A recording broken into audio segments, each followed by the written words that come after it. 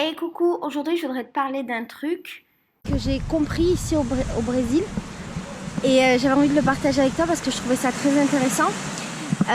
Souvent en fait quand je vois les méthodes de travail des Brésiliens, les méthodes de pédagogie dans la danse, dans les arts, comment les Brésiliens se comportent en groupe, je me fais cette réflexion et je me dis putain mais en fait ils ont tout compris. Et j'avais envie de le partager avec toi parce que leur méthode à eux est complètement différente de la nôtre, à l'opposé. Il y a des choses bien, il y a des choses moins bien et c'est intéressant. Avant tout, je voudrais te dire où je suis parce que je suis dans un cadre qui est absolument merveilleux. En fait, je suis dans une ville qui s'appelle Mangaratiba, pas loin de Rio, c'est à 3 heures de Rio. Et en fait, c'est une île qui est proche d'une île qui s'appelle Ilha Grande. Ilha Grande, c'est une île paradisiaque. Et là, la vérité, on se rapproche un petit peu du paradis. Je vais juste te montrer un peu ce qu'il y a autour de moi, d'accord ? Alors pour te situer à peu près le contexte. On a été invité par le chanteur du groupe de métal de Leandro qui habite dans la maison que tu vois là-bas. Et il nous a invités à passer le week-end chez lui. Oui, je suis en train de me faire piquer les fesses par des bêtes. Voilà, c'est un peu magnifique. Et alors cette plage que tu vois là-bas appartient juste à lui et aux gens de ces deux maisons. Il y a plein de bêtes partout. En fait, je me fais piquer. En gros, les gens sont pas là. Donc, on a la plage privée pour nous. C'est fou, hein. Ah ouais.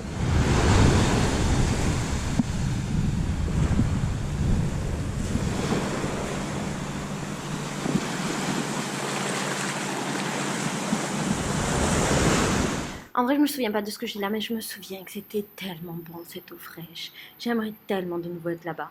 En fait, ils sont très doux dans toute leur pédagogie. Je vais donner des exemples. Un exemple dans la danse, un exemple dans le travail, un exemple avec ma coloc et un exemple par rapport au théâtre. Un exemple avec ma coloc. C'est pas vraiment de la pédagogie, mais c'est pour que tu comprennes où je veux en venir. Chez moi, il y a toujours des gens, parce que je loue des lits. Et parfois, c'est Sandra. Et alors, Sandra, la dernière fois, avait dit à une meuf qui était arrivée, elle lui avait dit « Je te suggère, quand tu cuisines, d'utiliser tel truc. » Et 2 jours après, Sandra vient me voir un petit peu fâchée. Elle me dit « Mais je comprends pas, ta pote, je lui ai suggéré d'utiliser tel truc, elle l'a pas utilisé. » Et je lui ai dit « Mais meuf, c'est normal. Tu lui as suggéré, ça veut dire qu'elle peut ou elle peut pas. Elle fait ce qu'elle veut. Suggérer, ça veut dire ça. » Et en fait, ici au Brésil, suggérer, ça veut dire je te dis de faire quelque chose. Mais comme les Brésiliens, ils aiment pas imposer les choses, ils aiment pas dire les choses de manière directive, et ben ils utilisent toujours des manières détournées et douces de dire les trucs. Et quand elle m'a dit ça, je me suis rendu compte qu'effectivement c'était vachement comme ça. Par exemple, si je suis dans la rue et que je suis assise dans un truc où j'ai pas le droit de m'asseoir et qu'il y a un gardien qui vient, il va venir me voir et il va me dire quasiment littéralement « Coucou mon ami, je suis désolée de te déranger, mais je voudrais te dire qu'en fait tu peux pas t'asseoir là, je suis vraiment désolée, il va falloir que tu partes. » Et il va m'expliquer pourquoi, parce qu'il y a ça, nanana, todo bon, blablabla, j'espère que ça va, que c'est bon pour toi, blablabla. Ça va durer 1000 ans pour qu'ils me disent au final que j'ai pas le droit de m'asseoir. En France, ce serait pas comme ça. En France, tu seras assis là où tu n'as pas le droit de t'asseoir, tu aurais le gardien qui viendrait et qui te parlerait un petit peu sèchement et qui te dirait de dégager. Ici, c'est pas le cas. Ma coloc, quand je fais les visites de la maison, elle trouve que je suis hyper directive, super froide avec les gens parce que je dis bah ça tu peux faire, ça tu peux pas faire, ici c'est comme ça, ici c'est comme ça.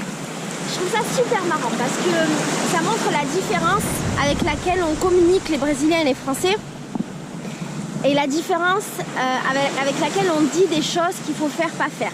Dans la danse par exemple, ma prof, quand elle nous apprend un truc et qu'on le fait, à la fin elle va nous dire waouh, c'était merveilleux, c'était trop bien. Alors que c'est de la merde, hein. On fait de la merde. C'était merveilleux, vous êtes trop fort, je suis trop fière de vous, blablabla.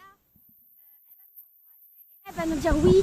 Par contre, pour la prochaine fois, donc pour le prochain essai, vamos, allons essayer tel truc tous ensemble, on va expérimenter ça parce que ça peut être mieux, on va voir ce que ça donne. Et si c'est pas bon, on revient, blablabla.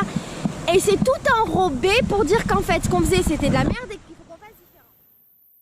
Super bien pour plein de raisons que je vais invoquer après, mais ça montre aussi une différence avec notre pédagogie française où nous dans la danse par exemple, que moi j'ai pratiqué pas mal, dans la danse, c'est plutôt une pédagogie, je trouve, plutôt plus directives, plutôt plus d'humiliation. Je me suis sentie souvent humiliée par des profs qui disaient que ce que je faisais c'était bidon et que c'était pas bon et que de toute façon on faisait que de la merde.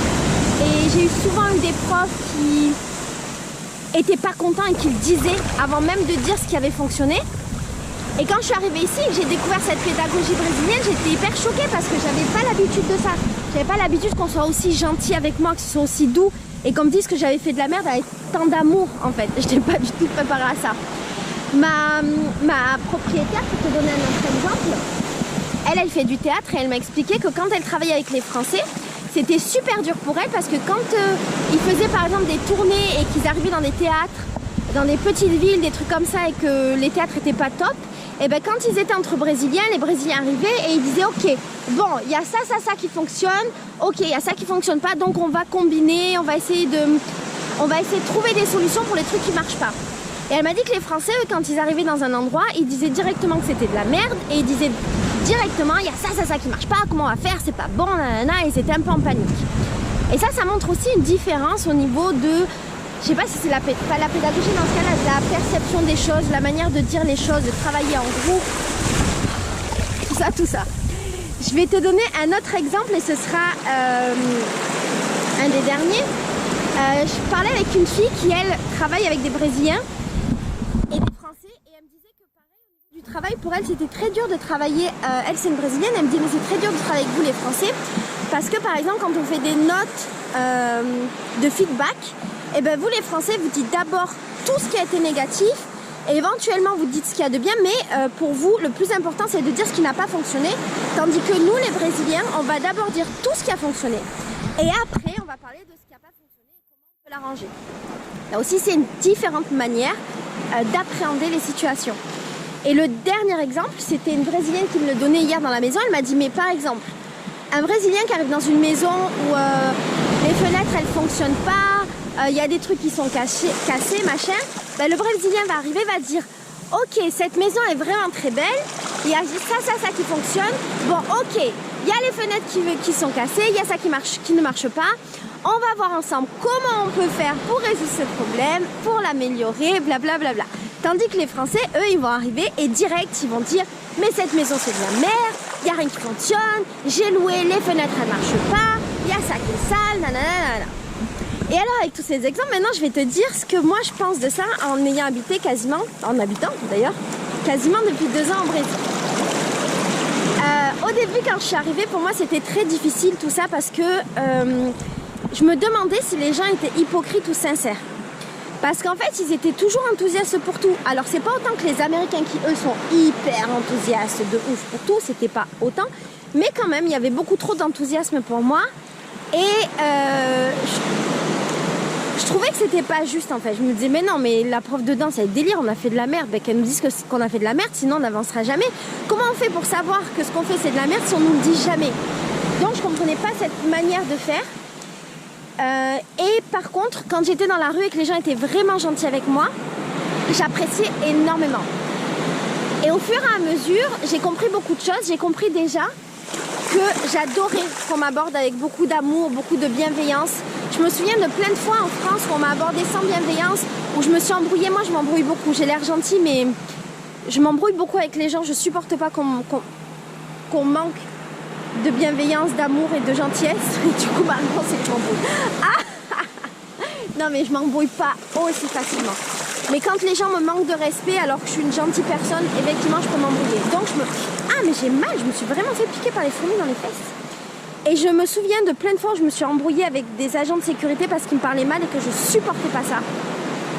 Et du coup, je me suis bien habituée à la manière dont sont les Brésiliens et je trouve ça très agréable qu'on soit toujours gentil en fait avec nous et qu'on nous parle toujours avec amour et que ce soit toujours doux. Au début, je supportais pas aussi que les Brésiliens expliquent tout parce que quand ils te disent quelque chose, comme les Brésiliens ne supportent pas le conflit et ne supportent pas te donner un ordre et recevoir un ordre, et ben ils vont toujours tout te justifier et t'expliquer. Là, j'explique que les Brésiliens sont toujours en train de tout expliquer dans les détails. Et ça me saoulait. Encore aujourd'hui, j'avoue, quand ma coloc elle commence à m'expliquer des trucs, je me dis waouh, ça va durer 1000 ans, c'est chaud. Et c'est vrai, tu vois, c'est chaud. Mais d'un autre côté, je trouve ça plus juste et respectueux de la personne parce qu'au final, C'est comme un enfant en fait. Un enfant, si tu lui dis fais pas ça, il va moins bien comprendre que si tu lui expliques pourquoi il peut pas faire ça. Et je trouve que les Brésiliens, ils ont quand même ce truc-là. C'est pour ça que je parlais de pédagogie. Ils ont quand même ce truc-là de t'expliquer, c'est trop bien d'être dans l'eau. De t'expliquer et comme tu comprends, bah, tu fais les choses comme il faut. Et d'ailleurs ici, tout marche beaucoup à la confiance. Il y a plein de lieux où on peut aller. Par exemple, quand je fais mes visites, mes tours, j'amène les gens dans une salle de concert vide. Et je leur dis, bah, vous voyez, en France, on ne pourrait jamais rentrer librement dans cette salle de concert, rester à l'intérieur de la salle de concert et il y aurait des agents de sécurité qui viendraient nous dire de partir. Bah, ici, on peut parce que les gens partent du principe que tu vas pas abîmer les choses ou casser, c'est pas trop dans la culture des Brésiliens. Et donc, il n'y a jamais personne qui va venir t'empêcher d'aller dans les lieux. Et donc, je me suis habituée à ça. J'aimerais quand même mettre une toute petite parenthèse, une petite étoile à ça. Les gens sont particulièrement gentils avec moi. Si j'avais été noire, comme ce pays est un pays très raciste, je t'ai fait une vidéo à ce sujet, mais je t'en referai une meilleure. Si j'avais été noire, on m'aurait mal parlé et on m'aurait parlé beaucoup plus froidement et sèchement.